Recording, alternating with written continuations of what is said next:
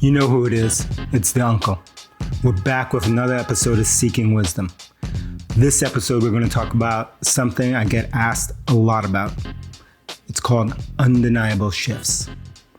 So I'm often asked why I started Drift when I started Drift. So what was behind the timing and the reason to start yet another company? There's a lot that goes into that. But the thing that I tell people all the time is this idea of always, when you start a company, when you want to create a product, when you want to bring something new to market, the question that you have to ask yourself is one question. It's the most important question that as a founder, I've gotten wrong so many times. And the question is this: are you ready? Why now? That's it. Why now? It's the most important question that you ask. And that's the idea behind this undeniable shifts. So for me, when I think about starting a company and why I started Drift when I did, it first started with this idea of why now? And then the next step was, okay, if I'm going to start a company, I have to answer the why now question. And the easiest way I found to answer the why now question, the only way actually that I found to answer the why now question, is this idea of an undeniable shift, a massive change in our world. Sometimes I call these megatrends. So megatrend. So it's an undeniable shift. And we've all lived through one of the biggest or the biggest undeniable shift in our entire lives. And that is the COVID-19 pandemic crisis. So let me use that as an example. So the COVID-19 pandemic has forced us all to adopt entirely new habits. It's an undeniable shift in our world. And because of that, you can start and think about how to resegment your existing product, create an entirely new category or company or entirely new product or service line by first starting with this undeniable shift, this pandemic that we've lived through, and starting to think about, okay, what are the habits that we've all been forced to adopt? This change, these changes. And, there's the obvious one. Many of us are learning, many of our kids and ourselves are now learning entirely remotely, using Zoom, using other tools out there, right? And so that's an entirely new shift. As a business, we now can no longer rely on existing events, flying to customers, meeting people face to face, even having physical locations from an office standpoint. So think about all the shifts and all the behavior changes that have happened because of that. So when you start a business, you really have to answer this why now question. For us, we saw a paradigm shift. So when we started Drift, obviously it's actually 6 years ago now. I'm recording this in January of 2021, so it's officially 6 years. And so we started the company in 2015. So what were the shifts that we saw then? We saw this shift going from in B2B, which is where we focus, this idea that a company could dictate the sales process and all the downstream effects and tools that happen because of that. So that because there was scarce supply, they could dictate the selling process. So all the tools that many businesses rely on today were built in that paradigm. And so everything from a CRM to marketing automation systems to the way that we sell, companies still use today were built in that paradigm. But we saw a paradigm shift happening. And this is why we started the company. And this was the undeniable shift, was that all of a sudden, because there was more and more competitors and supply, I think about it as supply, in every given category emerging. In some categories, it almost felt like it was infinite. Because of that, there's power shifting to the buyer. So it went from the company to the buyer. And when that happened, we thought to ourselves when starting the company, all the tools that our businesses use to sell and market to get new customers and retain existing customers would have to change. That was the massive, undeniable shift that we were living through. And so that was a big paradigm shift. So that wasn't enough. We had to then figure out, okay, if we believe that shift is happening, are there a set of mega trends that are forcing us to adopt an entirely new behavior? And can we use that behavior change to enter, resegment an existing market? And one of the behavior changes, there were many, that megatrends that was caused by a megatrend that we saw was that everyone was moving towards, whether it was in our personal lives or our business life, to a messaging first life.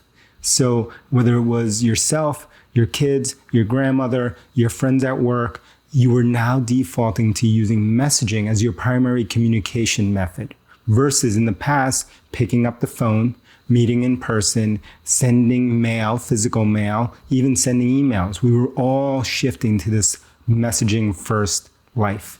And because of that, we thought we could ride that behavior change to answer this undeniable shift that we believe was happening and is still happening. So there are three people that I really rely on who have pushed my thinking when it comes to this idea of undeniable shifts. The first is the OG, our friend, Andy Raskin. So Andy Raskin, if you don't know him, follow him on Twitter, follow him on LinkedIn, follow him wherever you can follow him. He's an amazing person when it comes to understanding strategy and understanding this idea of undeniable shifts in storytelling. So Andy believes that great pitches start by doing one thing, naming a change in the world. And that's how we got to know Andy, because we named this massive change in the world when we started Drift, and he caught on to that. He had seen Salesforce do the same thing, Zora do that as well, and then he saw Drift do that as well. And so there are 5 things that Andy Raskin says you need to do. The change must give rise to new stakes. So the change must create winners and losers. So an example is this. We initially said that people now sleep with their smartphones, right here, boom. And because they're always messaging. So if you're not messaging, you're losing. 2, Andy said the change must be discrete. It's a 0 to 1 shift, right? It's not an incremental shift. So, incremental shifts aren't enough. And you need to declare this change. And to some people, it's going to feel like you're exaggerating. Like you're saying like, oh yeah, we don't use the phone anymore. That when we said we're moving to a messaging first world, but that was the reality. This idea of this finality opens up people's minds to this possibility that the rules of the games have changed fundamentally, but permanently. So change happens over time, but we believe this massive change has happened and that we've hit this tipping point in the market. Number 3, Andy says the change must be stated as a done deal, right? Not the result of an action, but that it is done, it is final, it has happened, and it's undeniable.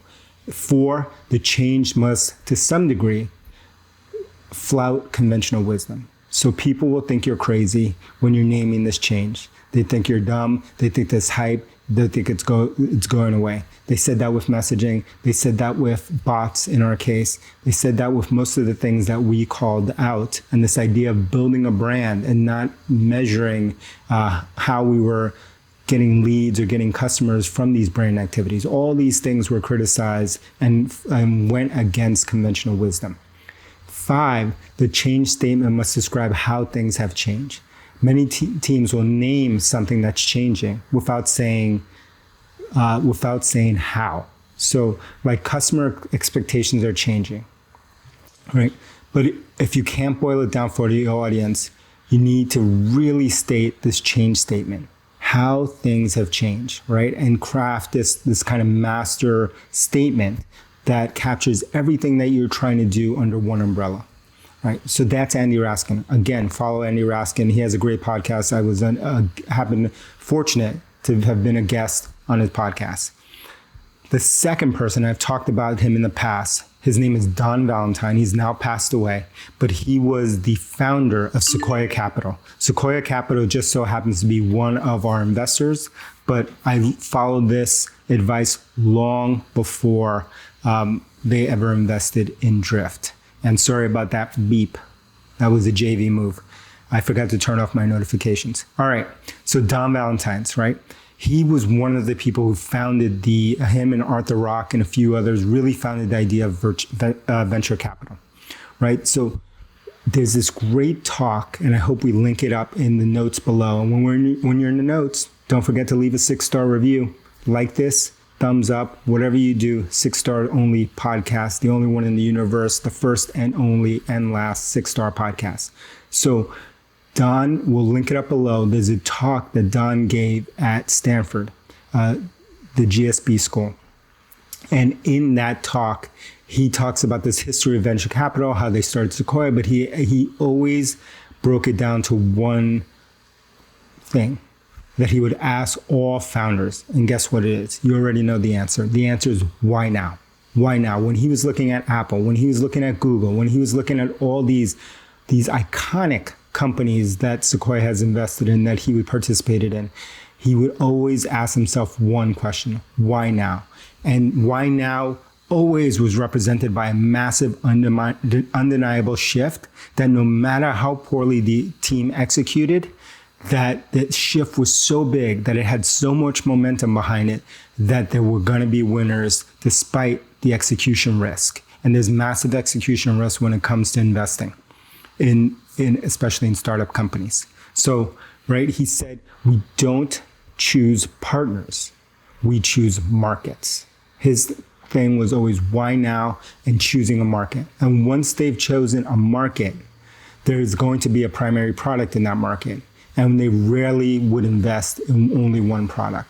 So his thing was, why now? What's the undeniable shift? What is the market that it's creating or resegmented? And in that market, we will probably not only invest in your company, but we're going to invest in multiple companies in there, because we're going to de-risk this as an investor and have multiple bets in this massive new market. And there will be lots of winners in there. All right. The third person, the last person that I look towards, is someone who you can follow now. He just so happens to also be part of Sequoia Capital, a newer partner, and his name is Mike Vernal. And Mike Vernal was an early person at Facebook. And so his question and his version of this is, why is this company being started today? It's a variant on Don Valentine's question, but it's, why is this company being started today? Why wasn't this company started 3 years ago? Why shouldn't this company be started 3 years from today? Right? It's really trying to take that why now question and distill it even further and be able to try to not predict and not time the market, but just try to tighten the horizon of when this kind of company should start, or should it even be started at this point. He says, if something seems like a good idea and it seems like the world should work this way, but it was true 3 years ago, then there's only two explanations. No one has ever thought about it, highly unlikely. And two, which is the likely, far more likely, probably almost 100% of the time, is someone else has tried it and it didn't work for some reason. So dig deep and figure out why didn't it work. If there isn't a clear macro trend, Mike says, that explains why companies should be started today as opposed to 3 years ago, he encourages entrepreneurs to study history, which is something I talk about all the time, study history, and try to understand what people have tried in the past and why it didn't work. All right, boom. Thank you for joining me for another episode of Seeking Wisdom. Don't forget to go watch that video by Don Valentine, the OG. Follow Mike Vernal. He's brilliant. I wish I was 1% as smart as him. And follow my friend, Andy Raskin, fellow brand and strategy and storytelling nerd. You guys will geek out on his podcast and everything that he's doing. Undeniable shifts. But before I go, you know what I'm going to say. Hit the uncle up, 6-star only podcast. Don't forget to leave a comment, a like. Tell me what you're reading right now. Leave anything. I read every single comment. And don't forget to check out me on text, Instagram, Twitter, everywhere, all over the internet. See ya.